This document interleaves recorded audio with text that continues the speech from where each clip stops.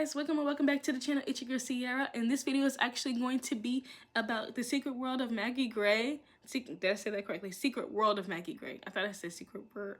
Anyway, moving on. By Granger. It's actually going to be all 3 books. I was like, might as well just put it all together because I don't have a bunch to say about one of the books, and it makes no sense to actually do a whole separate video for a book that I could talk about in like 10 seconds. Right. So in the first one, we are diving into Maggie Gray, the secret world of Maggie Gray. Maggie Gray is a very interesting character. We start off with her. She is really struggling with just school in general. Like she has this bright white hair. People think that she's weird. She ends up going to school and going to a class, and she's always talked about how she got her hair color because her mom has told her this story. Maybe not her mom, her grandma. Her mom was like, I don't need to talk about this.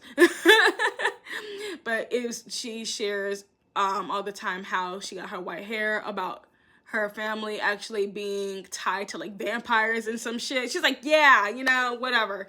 And she ends up meeting one of her professor at the time for one of the classes at the beginning of the story. And so was like, you know what? I'm gonna sign you up for this school. I think you'll actually like this one. Because she's like, I don't even really like school. Y'all get on my nerves. This is just frustrating for me. Like, there's nothing that I'm interested in. Like, this isn't holding me. And so she ends up enrolling in she ends up going to this new school. I forgot the name of the school. I cannot think, and I don't know. I feel like looking it up. But she ends up going to this school where in Granger's world is a university for all of the characters of family members who have different mythical creatures, really. So Maggie Gray is now enrolled at the school. She meets Aisha. She meets a few other people. Aisha's just the first one that I think of because that's my girl. Okay, I love her. And she really just dives into meeting a whole bunch of different characters and diving into this world because the story that her grandma told her is true. She's like, what? She's like, I had a feeling, but I was just, also bullshitting people. But, you mean what? They're like, yeah, there's some weird shit going on. They're like, you might be like part vampire or something. She's like, hold that thought. What is happening here? And so while at school, when she meets a whole bunch of other characters, they all have their own different experiences. It's multi-POV of what their experiences are like at school. So like for Aisha, she actually had a very, very scary background. She was like kidnapped and she was, like held hostage somewhere. It's some weird shit going on. She was like, what the fuck? Like she has like a very like bad past. And so she has like marks on her that are very apparent from her being abused and stuff. And everyone is like scared of her. They don't like her. Apparently she is a mermaid and she is like, what the fuck? And the thing is, the kind of mermaid that she is a very rare mermaid. And the thing is, a lot of the other mermaids there, it's very much kind of like how society is now, especially when we look back on past generations. Not all of us, but there's like a huge thing of just like with some generations thinking like having different perceived notions of like, oh, like we're like this, we're like this, we're like that, and then not really taking into account like their ancestry and where they come from and how powerful and how impactful they really are. So when they see something that's different from what they're used to currently, they think of it as weird and bad or whatever. And that's how they're treating Aisha, because they're like, we don't know what this is like. We don't know where her scars are from. She's really fucking weird. She's also not one of these bitches who just follows along with the main mermaid dude. She doesn't follow him. She's like, I don't give a fuck about him. Like, because, there's he's a siren. And she's like, I don't follow him. I don't care. I don't want him. But everybody else wants him and they mad at her for not wanting him. And she's like, what the fuck does that got to do with me? Like, Aisha's my girl, okay? I love her. She doesn't care. Like, she comes from such a shitty background that is truly terrifying. she don't have time to be playing with people. Like, she don't have time to be pretending to be in somebody's face and being nice to you. If she actually cares about you, she's gonna care about you. But if she's not, she's not. It's that simple. It's not complicated. She's not gonna be two-faced. She's not gonna go around behind your back. She's like, no, I don't have time for that. No, no, no, no. And so that's when we get her story of how rare she is and what lineage of mermaids that she comes from. Because where she comes from, baby, she is like the first generation of mermaids. She goes back, okay? She's amazing. She is deeply, truly amazing. I'm gonna look up the other information because I want to talk about it, but I also don't want to like take freaking forever. There's Susie Lafayette. She is a clairvoyant. She's a witch in training. And she's like the spiritual compass for like the group. She like, the thing is too, because like since she is clairvoyant, she knows some information. And over time throughout the book, I literally thought that I was like, Susie probably knows a lot more than she's letting on. A lot more. But then obviously some shit goes down. I don't want to tell you because I want you to read it. But yeah. Susie is a very interesting character too. With her background though, her dad was like a pimp. And he's a very straightforward man. He don't play with her. Like, he can be a bit abrasive. He can be a little bit over the top. But she's like, I know he loves me, and I know that he's just guiding me and helping me. He's giving me that tough love, because not everybody's gonna fucking like you. Not everybody's gonna be your friend. Some people are fake as fuck. Like, people are. And that's how he teaches her. He teaches her how to, hold her own. And she's like everyone knows that she's a pretty girl. And she knows she's a pretty girl. But she also knows people are going to try to fuck around and find out when it comes to her.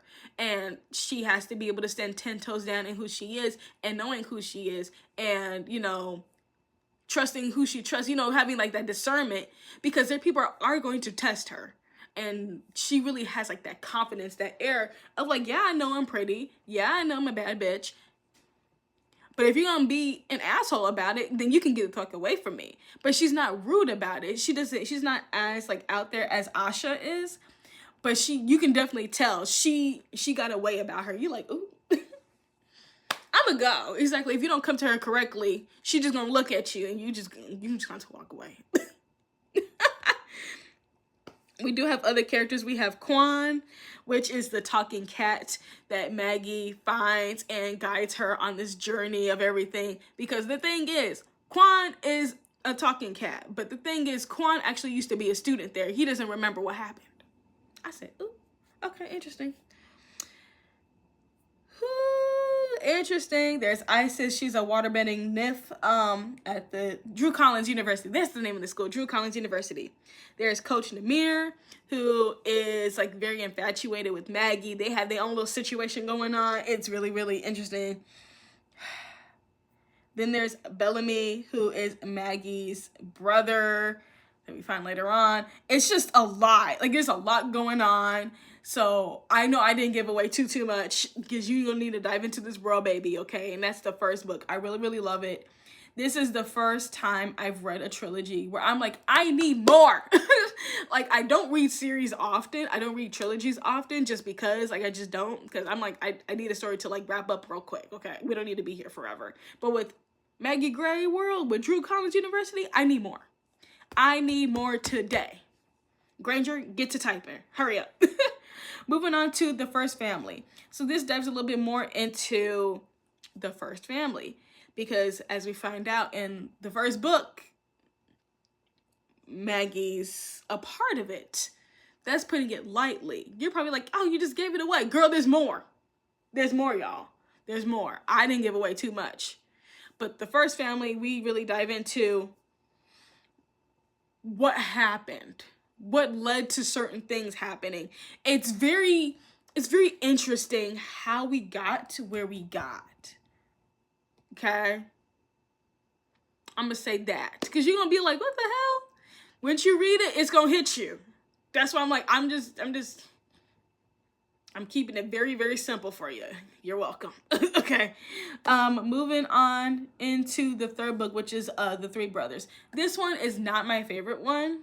It's okay, but I do want more, obviously. And The Three Brothers focuses on Coach Namir, his two brothers, in this very weird situation that's going on with the werewolves, because Coach Namir is a werewolf.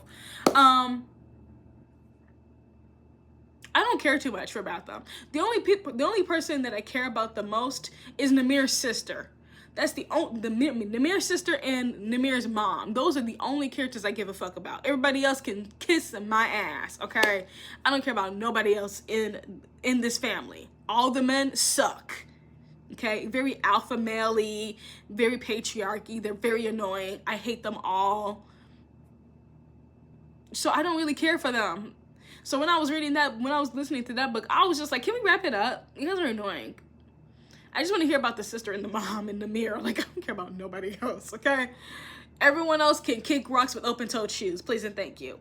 But I highly recommend this trilogy. There's other characters that come in later that are very impactful and lead down different roads.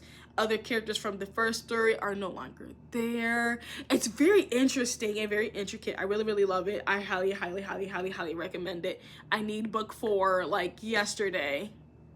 But I believe there is another book that Granger did come out with, and I need to get my hands on that. I believe so. What was it called? But I believe it was another one of her books. Mortal Affairs. I need to check that one out too. The Mortal Affairs. Yeah, I need to check that one out. But I highly recommend. Please go check out this trilogy. And I love you guys. And until next time, stay magical. Bye. Mwah.